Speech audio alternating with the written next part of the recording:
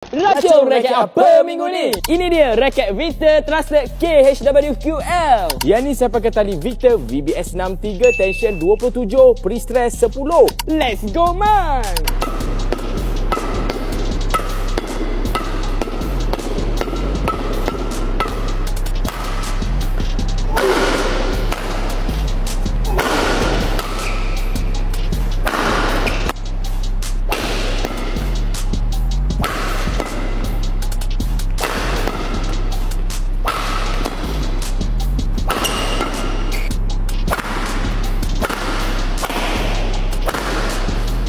Feeling dan handling untuk tangan yang tak kuat, saya boleh bagi 8/10. Control 8/10. Speed 7/10. Power 8/10. Untuk tangan yang tak kuat, feeling dan handling saya boleh bagi 8/10. Control 8/10. Speed 8/10 dan power 9/10. Raket ni sesuai untuk backcourt player, attacking player, aggressive player man. Siapa nak beli boleh datang ke kedai raket. Jangan lupa beli terus. Beli, jangan tak